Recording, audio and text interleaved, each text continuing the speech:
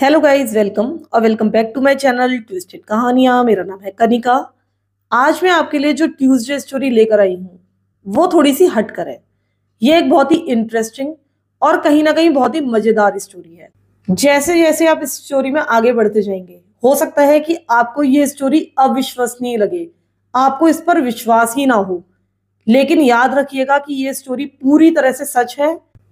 Timothy Dexter नाम का व्यक्ति जिसके बारे में हम आगे बात करने जा रहे हैं, वो वाकई में एग्जिस्ट करता था। उसके पक्के प्रमाण मौजूद हैं और ये स्टोरी भी पूरी तरह से सच है। तो फिलहाल सीधे शुरू करते हैं अपनी स्टोरी। ये स्टोरी है 1748 की, यानी कि ये काफी पुरानी स्टोरी है। 1748 में टिमोथी डेक्स्टर नाम का एक व्यक्ति था। ये बोस्टन के मॉल्डन नाम के एक टाउन में रहा करता था। ये जो व्यक्ति था, हम कह सकते हैं कि इसका आईक्यू काफी कम था। लेकिन टिमोथी को पता नहीं क्यों हमेशा ऐसा लगता था कि एक दिन वो बहुत अमीर बनेगा आगे चलकर। लेकिन खुद वो एक काफी गरीब परिवार से बिलोंग करता था। इसके परिवार के ज्यादातर लोग फार्म लेबर्स थे, यानी कि खेतीहर मजदूर थे, दूसरों के खेतों में काम किया करते थे। लेकिन टिमोथी को हमेशा ऐसा लगता था कि एक ना एक दिन उसका सपना जरूर सच होगा और वाकई में एक बहुत बड़ा आदमी वो आगे चलकर बनेगा। लेकिन टिमोथी को पता था कि अगर उसको अपना ये सपना सच करना है तो उसको कुछ बड़े डिसीजंस लेने पड़ेंगे, कुछ बड़े मूव्स लेने पड़ेंगे। और पहला मूव उसने अपना तब लिया जबकि वो सेकंड ग्रेड में था। उसने स्कूल छोड़ दिया, वो एक फार्म में काम करने लगा। लेकिन जल्दी ही इस फार्मिंग के काम से वो ऊब गया। वो एक लेदर टैनरी में काम करने लगा, यानी कि चमड़े के व्यापार में लग गया। एक तरह से वहां पर मजदूर के रूप में काम करने लगा। वो बहुत ज्यादा मेहनत कर रहा था। वो अपने बाकी फैमिली मेंबर से वहां पर ज्यादा पैसे कमा रहा था। हालांकि यहाँ वो ठीक ठाक पैसे कमा रहा था, लेकिन उसे पता था कि ये काम उसको कभी भी अमीर नहीं बना सकता। जब वो 19 ईयर्स ओल्ड था तब तक वो ये काम करता रहा। उसके बाद समय था उसकी दूसरी बड़ी मूव का। अब उसने अपना बेस्ट सूट, जो बेस्ट सूट उसके पास था जिसे वो पहना करता था, उसे बेच दिया। उस पैसे का यूज किया उसने रीलोकेट करने के लिए। अब वो इस टाउन से दूसरे टाउन में शिफ्ट करने वाला था। जिस नए टाउन में अब उसने शिफ्ट किया उसका नाम था न्यूबरी पोर्ट।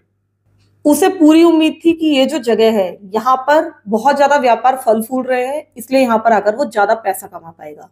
लेकिन यहाँ आकर भी वो कुछ खास पैसा नहीं कमा पा रहा था। कुछ समय के बाद वो एक लोनली वेल्दी विडो से मिला। इस विधवा औरत के पास बहुत ज्यादा पैसा था। इस औरत का नाम था एलिजाबेथ फ्रोथिंगहैम।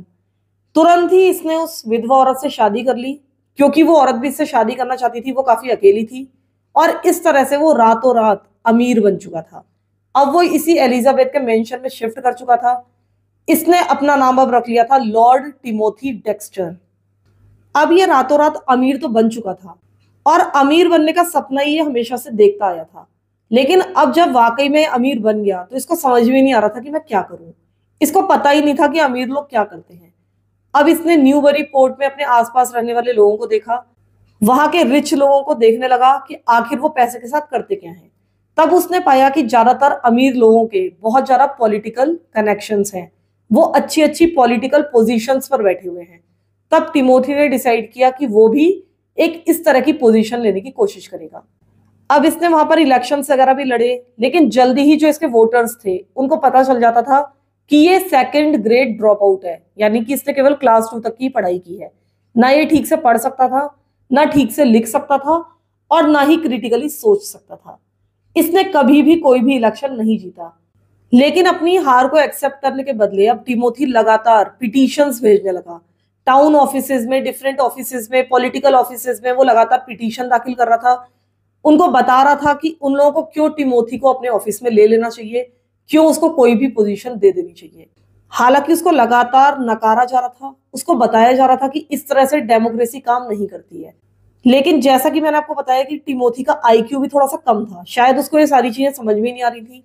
वो लगातार ये सारी की सारी पिटीशंस भेजता जा रहा था, भेजता जा रहा था और इस तरह से उसने लोगों को परेशान कर दिया था। यहाँ तक कि वो जो पिटीशंस भेजता था उनमें क्या लिखा है लोगों को ये भी ठीक से समझ में नहीं आता था, क्योंकि जो टिमोथी था वो एक तरह से इलिटरेट ही था। वो ठीक से ना अपनी बात लिख पाता था, ना उसकी राइटिंग समझ में आती थी। बहुत ज्यादा स्पेलिंग मिस्टेक्स होती थी और वो पिटीशंस बहुत ही ज्यादा कंफ्यूजिंग थी। अगर कोई एक नजर उन पर डालता तो ऐसा लगता कि वो किसी फॉरेन लैंग्वेज में लिखी गई हैं।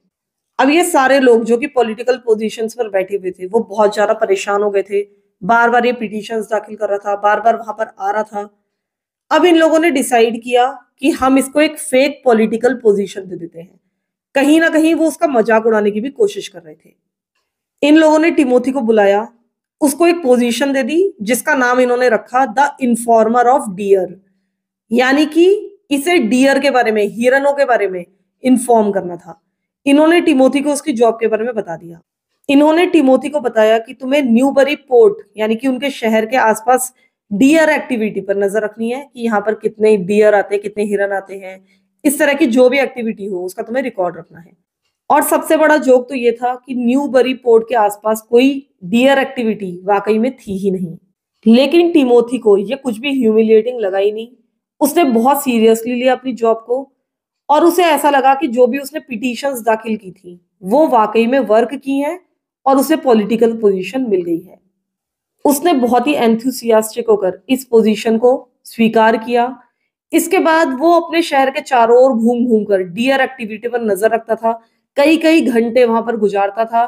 सब कुछ जो भी वो देखता था सब कुछ डॉक्यूमेंट करता था कि आज क्या देखा, क्या नहीं देखा। और देखा जाए तो अपने पूरे टर्म के दौरान उसको कोई भी डियर एक्टिविटी मिली ही नहीं थी, क्योंकि वहां कोई भी हिरन थे ही नहीं। लेकिन अपने टर्म के एंड में टिमोथी ने अच्छा खासा डॉक्यूमेंटेशन कर लिया था। उसने सब कुछ रिकॉर्ड में रखा था, और वो यही था कि कोई भी डियर एक्टिविटी नहीं है। लेकिन इन सब के ऊपर उसने अच्छा खासा रिकॉर्ड मेंटेन कर लिया था। उसे लग रहा था कि इन्फॉर्मर ऑफ डियर के रूप में उसने काफी अच्छा काम किया है। अब ये ऑफिस में पहुंचा। वहां पर जो भी अधिकारी थे उसने अपनी लॉग बुक उनको सौंप दी। उन्हें बताया कि उसने सब कुछ डॉक्यूमेंट किया है, और अब इस लॉग बुक को आप अगले इन्फॉर्मर ऑफ डियर को सौंप दीजिए, क्योंकि मेरा टर्म खत्म हो चुका है। अब इन लोगों ने उस लॉग बुक को खोला। उन्होंने पाया कि वहां पर कुछ अजीब सी पिक्चर्स थी डियर की, जो कि उनके शहर के आसपास की नहीं थी। ये पता नहीं कहाँ से लेकर आया था।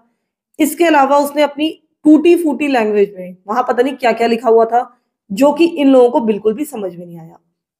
टिमोथी के जाने के बाद इस लॉग बुक को फेंक दिया गया। इसके बाद जो इन्फॉर्मर ऑफ डियर की फेक पोजीशन थी वो कभी भी फिल नहीं की गई, क्योंकि वो कोई पोजीशन देखा जाए तो थी ही नहीं। इसके कुछ समय के बाद ही अमेरिकन रिवॉल्यूशनरी वॉर छिड़ गई। इस वॉर के दौरान जो अमेरिका था उसने अपनी खुद की कुछ डिफरेंट करेंसी छापना शुरू कर दिया, ताकि अपने ट्रूप्स को पे कर सके।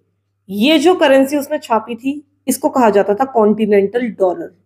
देखा जाए तो इस कॉन्टिनेंटल डॉलर की कुछ खास वैल्यू नहीं थी। ये केवल प्रोमिसेस पर ही चल रहा था। लेकिन इसकी इतनी ज्यादा ओवर प्रिंटिंग हुई कि धीरे धीरे इसकी वैल्यू खत्म हो गई थी। वहां पर बहुत ज्यादा इन्फ्लेशन आ गया था, और अमेरिका को बहुत ज्यादा परेशानी हो रही थी अपने ट्रूप्स को पे करने के लिए। तो वहां के जो अमीर लोग थे उन लोगों ने ऑफर किया कि एक फेवर के रूप में, यानी कि एक एहसान के रूप में, वो इस वर्थलेस करेंसी को खरीद लेंगे और उसके बदले कुछ पैसा दे देंगे। वो अमेरिका की एक तरह से मदद करने की कोशिश कर रहे थे। अब जब टिमोथी ने ऐसा देखा कि ये अमीर लोग ऐसा कर रहे हैं, तो उसको तो पता नहीं था कि वो ऐसा क्यों कर रहे हैं। उसे ऐसा लग रहा था कि ये कोई नया ट्रेंड चल रहा है, और उसने भी इसको फॉलो करने का डिसीजन लिया। वो ये तो समझ नहीं पाया था कि जो अमीर लोग हैं वो एक फेवर के रूप में इस काम को कर रहे हैं। उसे ऐसा लग रहा था कि ये लोग बहुत अच्छा इन्वेस्टमेंट कर रहे हैं। शायद इन लोगों को पता है कि अमेरिका इस वॉर को जीतेगा, और जब अमेरिका जीत जाएगा तो इस करेंसी की वैल्यू बहुत ज्यादा बढ़ जाएगी। तो उसने अपनी सारी की सारी सेविंग्स इस कॉन्टिनेंटल डॉलर को खरीदने के लिए लगा दी, यानी कि सारे के सारे जितने भी उसे मिल सके उतने कॉन्टिनेंटल डॉलर खरीद लिए। अब जो अमीर लोग थे वो तो कम कम डॉलर्स खरीद रहे थे। उन्हें पता था कि वो तो एक फेवर के रूप में खरीद रहे हैं, तो थोड़े थोड़े से उन्होंने डॉलर्स खरीदे। लेकिन टिमोथी को जितने ज्यादा डॉलर्स मिल सके उसने सारे डॉलर्स खरीद लिए। बाद में जब दूसरे अमीर लोगों को पता चला कि टिमोथी ऐसा कर रहा है, तो पहले तो उन्हें बहुत ज्यादा गुस्सा आया। वो समझ गए थे कि वो उनकी बराबरी करने की कोशिश कर रहा है। लेकिन बाद में वो इंतजार करने लगे कि किस तरह से टिमोथी धीरे धीरे आगे चलकर बैंकक्रप्ट हो जाएगा। वो उसे गरीब होता हुआ देखना चाहते थे, ताकि वो उनकी बराबरी कभी ना कर पाए, क्योंकि उन्हें पता था कि टिमोथी उनके लेवल का नहीं है, उसे कुछ भी आता जाता नहीं है। उसके बाद भी वो उनकी बराबरी करता था। फाइनली अमेरिका इस वॉर को जीत गया। अमेरिकन रिवॉल्यूशन खत्म हुआ, और बाद में कांग्रेस ने डिसीजन लिया कि जितनी भी करेंसी जिन भी लोगों के पास है वो काफी पैसे देकर उस करेंसी को वापस खरीदेंगे, क्योंकि एक तरह से इन लोगों ने अमेरिका के ऊपर एहसान किया था और ये लोग इस एहसान को उतारना चाहते थे। इन लोगों ने टिमोथी को काफी अच्छी खासी मोटी रकम दी और टिमोथी और भी ज्यादा अमीर बन गया।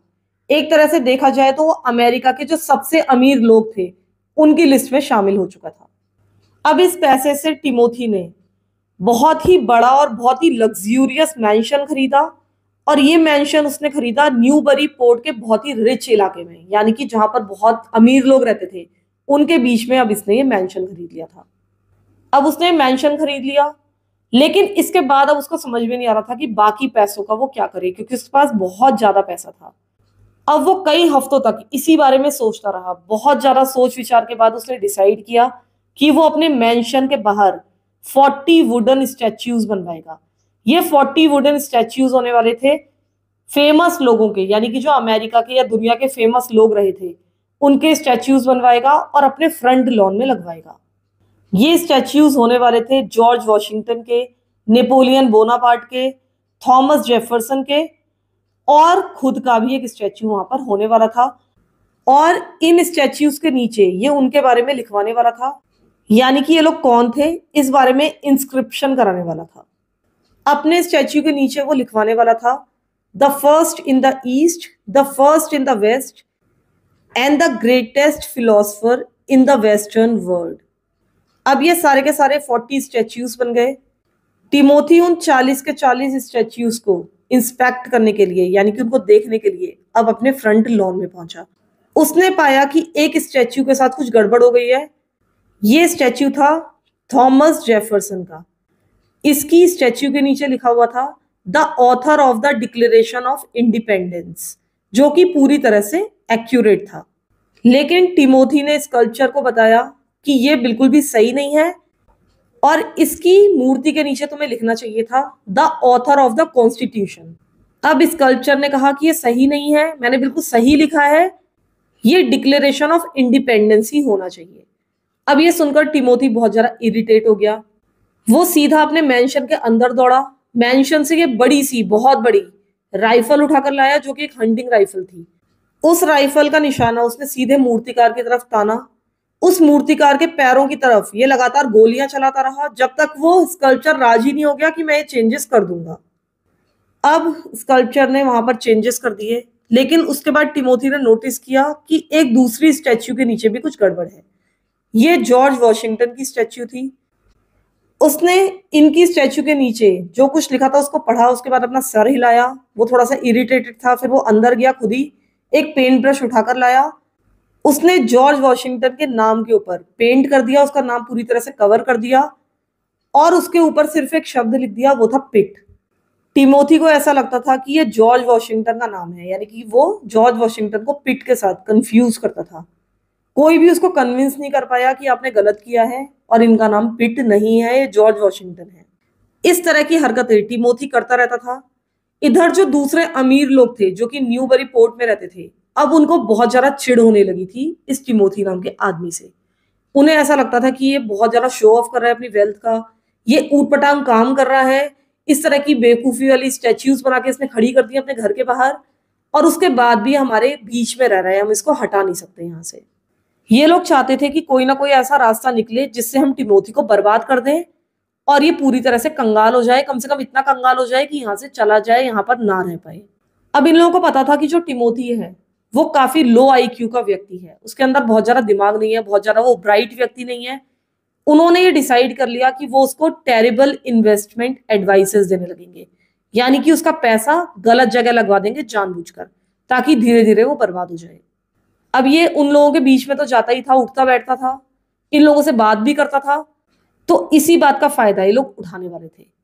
जब ये अगली बार, यानी कि टिमोथी इन लोगों से इन्वेस्टमेंट एडवाइसेस लेने लगा, यानी कि इन्वेस्टमेंट के बारे में बातचीत करने लगा, तो इन लोगों ने इसे सलाह दी कि तुम्हें वार्मिंग पैन्स खरीदने चाहिए।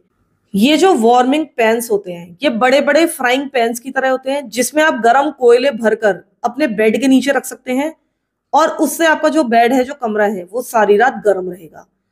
और ये बहुत अच्छी तरीके से सर्दियों में काम करते हैं, यानी कि काफी यूजफुल चीज है। लेकिन अब आपको पता ही है कि जो इस तरह की चीज होगी वो किसी ठंडे इलाके में ही काम आएगी। न्यूबरी पोर्ट एक ठंडा इलाका था, वहां पर ये वार्मिंग पैन्स काम करते थे। लेकिन इन लोगों ने ये सलाह दी टिमोथी को कि तुम्हें कैरिबियन जाना चाहिए और वहां पर इनको बेचना चाहिए, क्योंकि ये चीज कैरिबियन में नहीं पाई जाती है, वहां के लोग बहुत ज्यादा इसको खरीदेंगे। अब टिमोथी बहुत ज्यादा खुश था। टिमोथी को ऐसा लग रहा था कि उसको बहुत अच्छी एडवाइस मिल गई है, इनसाइड इंफॉर्मेशन मिल गई है।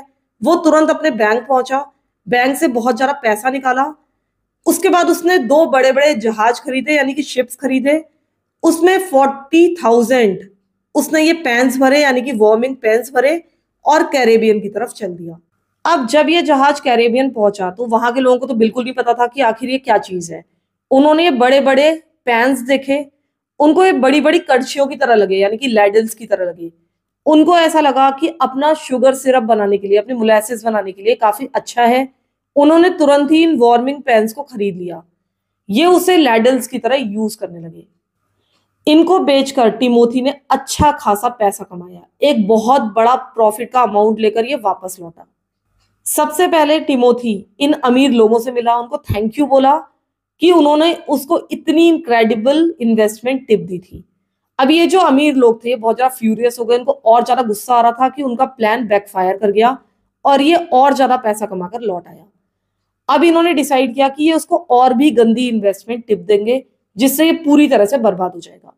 इन्होंने टिमोथी को एडवाइस दी कि तुम्हें बहुत ज्यादा कोयला खरीदना चाहिए और उसको इंग्लैंड के न्यू कैसल में ले जाकर बेचना चाहिए। अब जो न्यू कैसल थी उसको कोल कैपिटल ऑफ द वर्ल्ड कहा जाता था, यानी कि वहां पर दुनिया का सबसे ज्यादा कोयला होता था। अब आपको पता ही है कि जिस जगह पर इतना ज्यादा कोयला खुद होता होगा, वो बाहर से कोयला क्यों खरीदेंगे। यहां तक कि उस समय कहावत मशहूर थी, अगर कोई भी कोई बेकार का काम करता था या बेकार इन्वेस्टमेंट करता था तो ये कहा जाता था कि तुम तो इस तरह का काम कर रहे हो जैसे कि न्यू कैसल में कोयला बेचना। लेकिन टिमोथी को ऐसा कुछ पता नहीं था। उसने डिसाइड कर लिया था कि अगर उसको इन्वेस्टमेंट टिप मिली है तो वो उसको जरूर फॉलो करेगा। अब वो तुरंत ही अपने बैंक गया, एक बार फिर से बहुत सारा पैसा निकाला, बहुत सारे शिप्स खरीदे और उनमें बहुत सारा कोयला भर के इन शिप्स को इसने तुरंत ही न्यू कैसल रवाना कर दिया। अब वो वाकई में उस बार पूरी तरह से बर्बाद हो जाता अगर न्यू कैसल में उस समय कोल वर्कर्स की स्ट्राइक ना चल रही होती। उस समय जितने भी कोल मजदूर थे, कोयला मजदूर थे, वो सबके सब हड़ताल पर थे। उस समय वो अपना कोयला बेचने के लिए तैयार नहीं थे और इस कारण से जब ये शिपमेंट वहां पर पहुंचा तो टिमोथी के कोयले हाथों हाथ बिक गए। इस बार भी टिमोथी ने बहुत ही ज्यादा पैसा कमाया। इस बार एक बार फिर से जो टिमोथी था वो इन एरिस्टोक्रेट्स के पास पहुंचा, इनसे कहा कि थैंक यू सो मच, आपने मुझे इतनी अच्छी एडवाइस दी, आपके कारण ही मैं 2 बार इतना ज्यादा पैसा कमा पाया हूँ। अब इनको पता था कि इनके प्लान दो दो बार बैकफायर कर चुके हैं। अब इस बार इन्होंने सोचा कि इसको और भी गंदी इन्वेस्टमेंट एडवाइस देंगे। इन लोगों ने कहा टिमोथी से कि तुम जितनी भी वेल बोन होती है, यानी कि वेल मछली की जो हड्डियां होती हैं, उनको खरीद लो और उसके बाद उसको इकट्ठा करके रखो, यानी कि उनको बेचो मत, केवल अपने पास जमा करके रखो। और एक दिन ये जो वेल की बोन्स हैं ये बहुत ज्यादा एक्सपेंसिव हो जाएंगी, इनकी कीमत बहुत ज्यादा बढ़ जाएगी। टिमोथी को पता था कि कभी भी इन लोगों ने उसे गलत एडवाइस नहीं दी थी, कम से कम ऐसा वो सोचता था। उसने डिसाइड कर लिया था कि वो वेल की बोन्स खरीदेगा। वो बाहर गया, उसने हजारों पाउंड्स ये सड़ती हुई वेल बोन्स खरीद ली और इनका अच्छा खासा स्टॉक उसने अपने बेसमेंट में जमा कर लिया था। इसके कुछ समय के बाद ही फ्रांस में बहुत ज्यादा फैशनेबल हो गया कि आदमी लोग कॉर्सेट्स पहने और इन कॉर्सेट्स को बनाने में वेल की बोन्स यूज होती थी। उस समय वेल के बोन्स की कमी पड़ गई। एक बार फिर से बहुत हाई प्रॉफिट में टिमोथी ने वेल बोन्स लोगों को बेची और इस बार भी ये इन्वेस्टमेंट पूरी तरह से कामयाब रहा। अब ये जो रिच फोक्स थे वो बहुत ज्यादा नाराज हो गए, उनको और ज्यादा गुस्सा आ रहा था कि वो इसको बर्बाद करने की कोशिश कर रहे हैं, ये तो लगातार और ज्यादा पैसा कमाता जा रहा है। अब 3 बार इतना ज्यादा पैसा कमाकर टिमोथी का कॉन्फिडेंस बहुत ज्यादा बढ़ गया था। वो सोचने लगा था कि एक बहुत ही श्रीव्ड इन्वेस्टर है और बहुत ज्यादा पैसा कमा सकता है बिना किसी की एडवाइस के। इसने खुद ही एक अच्छी इन्वेस्टमेंट ढूंढने का डिसीजन लिया। सबसे पहली इन्वेस्टमेंट उसने की कि उसे जो आवारा बिल्लियां थी उनको खरीदना था। न्यूबरी पोर्ट में बहुत ज्यादा बिल्लियां थी, उनको यूथनाइजेशन के लिए लाइन अप किया गया था, यानी कि उनको जहर का इंजेक्शन देकर मारा जाना था। इनमें से कई सारी बिल्लियां बीमार भी थीं, लेकिन टिमोथी ने काफी पैसा देकर इन सारी बिल्लियों को खरीद लिया। उसको लग रहा था कि कैरेबियन में ये अच्छी हाउस पेट्स बन सकती हैं, लोग इनको वहां पर खरीद सकते हैं। अब इन सारी बिल्लियों को खरीदकर इसने 2 बड़े-बड़े जहाजों में भरा और उसके बाद सीधे कैरेबियन की तरफ चला। जब ये वहां पर बिल्लियों को लेकर पहुंचा तो ये बिल्कुल हॉट केक्स की तरह बिक गई। इसलिए नहीं कि लोगों को बिल्लियां पसंद आई थी, इसलिए नहीं कि लोगों को बिल्लियां रखने का शौक था, बल्कि इसलिए क्योंकि वहां पर उस समय बहुत बड़ी रेड प्रॉब्लम आई हुई थी। वहां पर चूहों ने बहुत ज्यादा आतंक बना रखा था। हर गोदाम में चूहे सिरदर्द बने हुए थे। तो इस तरह जब स्ट्रे कैट से भरा हुआ जहाज वहां पर आकर रुका, तो देखा जाए तो वो एक बिल्कुल परफेक्ट टाइम था वहां पर बिल्लियों के आने का। वहां पर भी काफी उसने इन बिल्लियों से प्रॉफिट कमाया और बहुत ज्यादा पैसा कमाकर वापस लौटा। अब वो ये सोचने लगा था कि मेरे जाने के बाद, यानी कि मेरे मरने के बाद, लोग मुझे कैसे याद करेंगे, लोग तो मुझे भूल जाएंगे। अब वो बहुत दिनों तक इसी बारे में सोचता रहा। टिमोथी ने डिसाइड किया कि वो अपना फेक फ्यूनरल रखेगा, यानी कि अपना नकली अंतिम संस्कार कराएगा और देखेगा कि लोग किस तरह से रिएक्ट करते हैं, लोग दुखी होते हैं या नहीं होते हैं। उसने ये घोषणा करवा दी कि टिमोथी मारा गया है। वो अपने घर वालों पर भी उसका असर देखना चाहता था। वो छुपकर अपना फ्यूनरल देख रहा था और तब उसने नोटिस किया कि जो उसकी वाइफ है, यानी कि एलिजाबेथ, जिस विधवा से उसने शादी की थी, वो बहुत ज्यादा दुखी नहीं लग रही थी। उसको ऐसा लग रहा था कि मेरी वाइफ को और ज्यादा दुखी होना चाहिए था मेरी मौत से। अब हजारों लोगों के सामने टिमोथी उस छुपी हुई जगह से बाहर निकला, सीधा अपनी वाइफ की तरफ बढ़ा। उसने अपने केन से, जो छड़ी उसके हाथ में रहती थी, उससे सबके सामने अपनी वाइफ को बुरी तरीके से पीटना शुरू कर दिया। फिर इसके बाद कुछ दिन और बीत गए। टिमोथी को अब अपनी वाइफ के ऊपर और ज्यादा गुस्सा आ रहा था। उसे ऐसा लग रहा था कि अब उसकी वाइफ से उसका प्यार खत्म हो चुका है। इसने लोगों से कहना शुरू कर दिया बाद में धीरे धीरे कि उसकी वाइफ मर चुकी है, उसकी मौत हो चुकी है। अब उसकी वाइफ तो जीवित थी। कई बार टिमोथी के मेंशन में लोग उसको देखते थे कि वो चल फिर रही है, वो जीवित है। जब भी वो टिमोथी की वाइफ को देखते थे और टिमोथी से पूछते थे कि वो तो जीवित है, तो टिमोथी कहता था कि नहीं, वो जीवित नहीं है, वो मर चुकी है और ये उसका भूत है। अब इस समय तक टिमोथी बहुत ज्यादा वेल्दी हो चुका था, बहुत ज्यादा इन्फ्लुएंशियल हो चुका था। लोगों को उसकी बात पर विश्वास भी होने लगा था कि वाकई में उसकी वाइफ मर चुकी है और उसका भूत इनके मेंशन में घूमता रहता है। उसके बाद टिमोथी ने अपनी ऑटोबायोग्राफी लिखने का डिसीजन लिया, यानी कि अपनी आत्मकथा। इसका नाम उसने रखा a pickle for the knowing ones. ये एक ऐसा नाम था जिसको लोग आज भी नहीं समझ पाए हैं कि ऐसा नाम उसने क्यों रखा था। इस बुक के अंदर टोटल 24 पेजेस थे। इन पेजेस पर उसने पता नहीं अपनी कितनी गंदी राइटिंग में पता नहीं क्या क्या लिखा हुआ है, जिसमें से ज्यादातर चीजें समझ में ही नहीं आती हैं। इसके अलावा इन 24 पेजेस में कोई भी पंक्चुएशन नहीं है, ना कोई फुल स्टॉप, ना कोई क्वामा, ना कोई क्वेश्चन मार्क। ये बुक बहुत ज्यादा टेरेबल थी, लेकिन ये जैसे ही मार्केट में आई, ये तुरंत ही हाथों हाथ बिक गई, क्योंकि लोगों को ये बहुत ज्यादा फनी लग रही थी। और आप लोग याद रखिएगा कि जिस समय ये बुक बिकी उस समय तक टिमोथी जीवित था और अभी फिलहाल उसकी मौत नहीं हुई थी। अब जब लोगों ने ये बुक खरीदी तो उसको काफी क्रिटिसाइज किया। ये कहा गया कि इसमें कोई भी पंक्चुएशन मार्क क्यों नहीं यूज किया गया है, ये रिडिकुलस है। अब ये सुनकर टिमोथी को बहुत ज्यादा गुस्सा आया।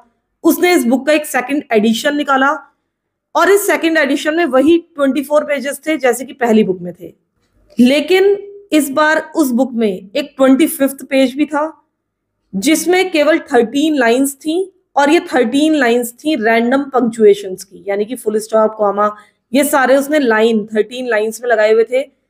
और इसके नीचे लिखा था go ahead and sprinkle these in as you see fit in, यानी कि अपने आप इन पंक्चुएशन मार्क्स को मेरी ऑटोबायोग्राफी में यूज कर लो। इस बुक के पब्लिश होने के कुछ सालों के बाद 1806 में टिमोथी डेक्स्टर, जो कि द इन्फॉर्मर ऑफ डियर रहा था, उसकी मौत हो गई और इस बार वो सच में मारा गया था। भले ही टिमोथी की इतने सालों पहले डेथ हो चुकी है, लेकिन फिर भी आज भी उसकी कहानी बहुत ज्यादा मशहूर है। वो बहुत ज्यादा पॉपुलर रहा था, बाद में लोगों ने उसकी बहुत ज्यादा चर्चा की, उसके बारे में बहुत कुछ लिखा गया और वाकई में अगर देखा जाए तो उसकी कहानी बहुत ज्यादा अनयूजुअल है। तो आप लोग मुझे बताइएगा कि आज की मेरी ये कहानी, क्योंकि काफी हटके थी, तो आप लोगों को अच्छी और इंटरेस्टिंग लगी या नहीं लगी। और प्लीज कमेंट करना मत भूलिएगा। मैं कोशिश करूंगी कि कभी कभी, बहुत कम लेकिन कभी कभी, इस तरह की स्टोरीज भी आप लोगों के सामने ले आऊं।